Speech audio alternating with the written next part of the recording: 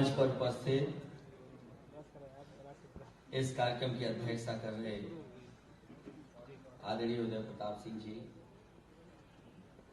मंच पर उपस्थित प्रोफेसर रूपरेखा वर्मा जी, प्रोफेसर रमेश दीक्षित जी, वीरेंद्र यादव जी, प्रोफेसर रीता चौधरी जी, डॉक्टर मेदुसा जी,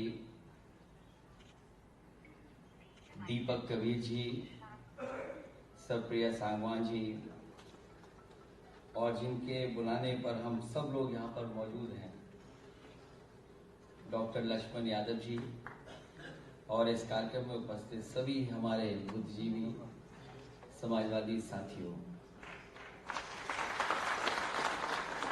मैं सबसे पहले डॉक्टर लक्ष्मण यादव जी को बहुत बहुत बधाई देना चाहता हूँ। एक उन्होंने जो अपनी प्रोफेसर की डायरी लिखी है किताब, ये केवल किताब नहीं है, एक उन्होंने उत्पीड़न का इतिहास लिखा है और कोई अपनी व्यक्तिगत डायरी मजबूर होकर ही सार्वजनिक कर सकता है। जहां प्रोफेसर की डायरी में शिक्षा व्यवस्था का काला चिट्ठा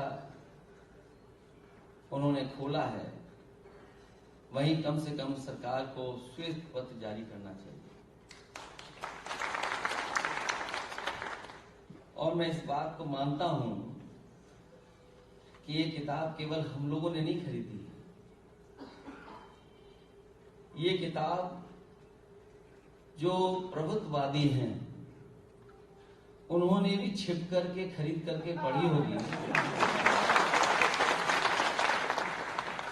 और वो सोच रहे होंगे कि उनकी कितनी पोल खोली गई है। मैं इनको इस ऐसी किताब के लिखने पर बहुत बधाई देना चाहता हूं। मेरे से पहले सभी वक्ताओं ने अपनी बात रखी है और बहुत जानकारी के साथ साथ एक लंबी लड़ाई के तरफ इशारा किया है। ये जो आज डॉक्टर लक्ष्मण जी ने अपनी डायरी में लिखा है, मैं तो ये समझता हूं कि जितने भी पीडीए परिवार के लोग हैं,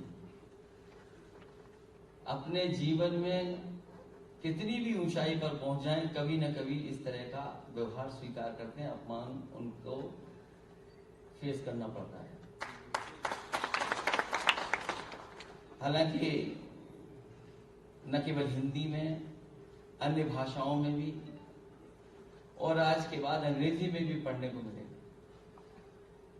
और ये जो हमारे तमाम साथी हैं, मुझे पूरा भरोसा है कि न केवल ये पढ़ेंगे बल्कि डॉक्टर लक्ष्मण जो लड़ाई लड़ रहे हैं उनका उसमें साथ भी देंगे। और जैसा कि अभी प्रोफेसर रूपरेखा वर्मा जी ने इशारा किया कि उत्तर प्रदेश ने अगर परिणाम अच्छा न दिया होता तो देश के हालात क्या होते। मुझे खुशी है इस बात की कि उत्तर प्रदेश की जनता ने और खासकर पीडीए परिवार के लोगों ने एकजुट होकर के एक ऐसी लड़ाई लड़ी है। आने वाले समय में अगर हम लोग जिम्मेदारी से काम कर ले जाएंगे तो अभी तो थोड़ा करीब पहुंचे हैं, जब सरकार में रहेंगे तो बहुत से परिवर्तन लाने का भी काम करेंगे। जहां अभी मैं सुन रहा था, आदरणीय उदय प्रताप सिंह जी ने कहा कि मैं वाइस चांसलर हूं, तो मैंने अपनी तरफ से उन्हें धीमे से कहा कि वाइस चांसलर नहीं, हमें चांसलर बना दो आप। मैं आपको भरोसा दिलाता हूं कि न केवल वाइस चांसलर और चांसलर जो अपॉइंट होते हैं, जिन संस्थाओं में जो लोग बैठे हैं वो एक विचारधारा के लोग बैठे हैं, जो अपॉइंट करने वाले वो एक विचारधारा एक रंग के लोग हैं, और जब वो जब संस्था में पहुंच जाते हैं जिसको अपॉइंट करते हैं वो भी अपने ही हिसाब से अपने से मिलते जुलते को अपॉइंट करते हैं। शायद ये लोकतंत्र को सबसे बड़ा खतरा पैदा होने जा रहा है। जहां शिक्षा के सवाल पर और शिक्षा को लेकर के न जाने कितने आंदोलन हुए। हमारे कितनी पॉलिटिकल पार्टी के लोगों ने समय समय पर न जाने कितनी बातें कही।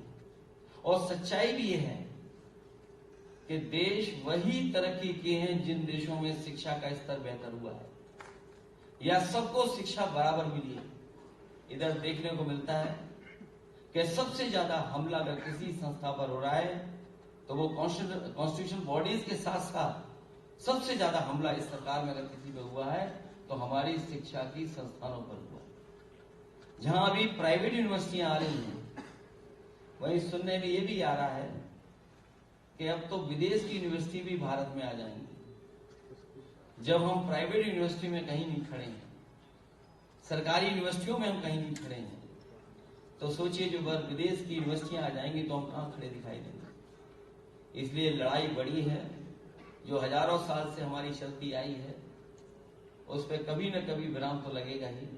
हमें उम्मीद है कि जिस तरीके से पीडीए परिवार एक हुआ है और इंडिया गठबंधन के साथ खड़ा हो गया और इंडिया गठबंधन और पीडीए की रणनीति ने जिस तरीके से मुकाबला किया है, हमें पूरा भरोसा है कि इसी रास्ते पर हम लोग चलेंगे तो आने वाले समय में हम लोग कामयाब होंगे।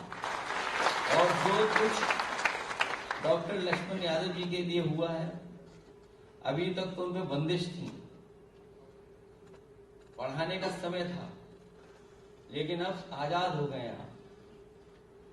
अब आपको किसी बंदिश में कोई बांध नहीं सकता है। अब आप आजाद हैं और हमें पूरा भरोसा है कि आवाज आजाद रह करके जो आपके ऊपर गुजरा है उसकी लड़ाई लड़ेंगे।